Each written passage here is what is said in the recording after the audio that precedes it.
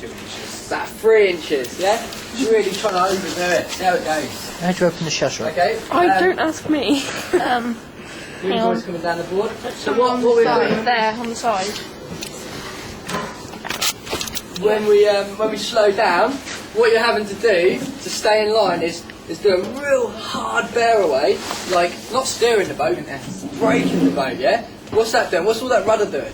Braking it, slowing it down. So you've got to come down there, and then up, and then you stop still in line, so we don't have boats kind of overtaking to windward. Does that make sense? So you want to be doing this all the time on the start line. You can see your spot, using lots of rudder to slow down, get yourself into positions. What I want you doing is all the time now, the second you stop, kicker coming off. Yeah, I know all of you now can lie to out there in your comfort zone with your kicker on and still stay there. When you're on like a start line and you're trying to manoeuvre around boats, there's 2-3 rows of boats, you need every bit of manoeuvrability you can. Yeah, so if you just get into the habit of stopping, banging the kicker off, and that gives the boat full manoeuvrability. You can spin the boat by using the jabbing of the rudder. Everyone know what I mean by jabbing and stabbing? Yeah, and that can pivot the boat almost on its boat length with the kicker off. Kicker on, what that does is bring a little bit of centre of effort at the back of the sail. Imagine this is my boat, okay, the wind's coming from me this way. If I have no kicker on, okay, the boat's just going to drift sideways. If I whack my kicker on, there's a bit of effort on the leech. The whole sail's flapping. You listening, mate? Yeah? If the leech is really tight, there's going to be some kind of effort there, which is going to be pushing my boat into the wind and getting stuck in irons. So you know you're saying you get stuck in irons, I guarantee you've got your kicker on in the breeze. If you get your... like on the line, sometimes I don't take my kicker off. Yeah. I keep like drifting upwind and even heading up. Always up the bear away. Are you sure your kicker's right off? And then all the way off. Yeah, that'll be it. Any sort of kicker is going to put some kind of leech tension, which is going to bring all the effort to the back of the boat, which, like it uses here, turns the boat up into the wind. Yeah? So kicker must come off. In the breeze, I keep my Cunningham on nice and tight. Yeah, because that helps me bear away. Yeah? Does that make a bit of sense? Cool. Good. So that was that. Then what do we do? A bit of off-wind stuff, didn't we? A bit of downwind. All right. Big thing, one of my massive problems was my boom used to go past 90. Now, what's stiffer, your leech or your luff? Leech or luff? What have you got up your luff? Oh, your luff, yes. Mast. Super stiff. You don't get much stiffer than that, are you? So, when you're going downwind, your luff, your super tight mast, and because you've got, I'm going to over-exaggerate it here, we've got a slack leech, yeah? So when we're going downwind, that leech is kind of pushing a lot further forward than 90 degrees. Do you know what I mean? Yeah? Now, it's not, the boom doesn't have to be at 90 at all. The leech does. Yeah? So, it's more to do with kicker. If I left my kicker right up, like that, there's going to be even more slack, isn't there, on the leech? And therefore the leech is going to go further than 90 degrees. Who's death rolled before? Yeah? All that is the leech going past 90. Yeah. When it's real breeze on, in the toppers, I used to have my kicker quite far off, big twist in the south, so it's real controllable. But my boom would be well in like 80 degrees. Yeah. Doesn't matter. My leech is at 90. My leech goes slightly past 90. That's it. The death roll. Everything just wants to push the boat up hard to windward. Yeah. Make sense, everyone? Cool. Now what I want us focusing on later is sailing by the lee. Yeah? Sailing by the lee. What is the definition of sailing by the lee? Isn't it when you're sailing downwind and you should have jibed? Yeah, cool. It's when you're sailing next to a guy called Nick. Opposite way. Yeah, so the telltales are going to fly the opposite way. So basically the wind flow goes from the... Is that a sail or a boat? Yeah, I've got to put it back in front. That's a sail. So sailing by the lee means where the wind hits the leech first, flows across and kicks out by the luff. Now, the good thing with that is, the two good things with that is, one, you've got flow, okay? If you've got flow, your boat's stable.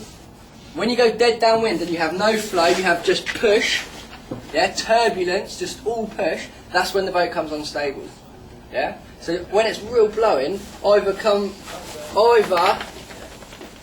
go slightly on a training run, yeah, there's my dead downwind course, or sailing by the lee, yeah, but it's a lot more stable.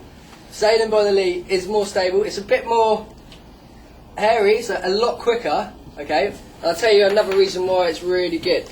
Now, if normal going along, the wind hits my mast first, doesn't it, and flows across the sail, kicks off at the leech. Now, there's no real flex in these masts, so real stiff mast, no flex. Now, when the wind starts hitting the leech first, sailing by the lee, what you'll see is your leech will be constantly fanning like this. Yeah? Now, any other point of sail, that's cheating. Fanning your leech is going to accelerate you forwards. But the only way you can do it is by rocking like this. Yeah, you're not allowed to do any movements like this, are you, when you're sailing? Because your leech is just going to be fanning you forward. But if you can get the wind to kind of almost jibe you but not, and it's pumping you forward like this, it's so quick. Yeah? Then you can keep pulling the main in, which means it's going to flick harder and harder until eventually it jibes.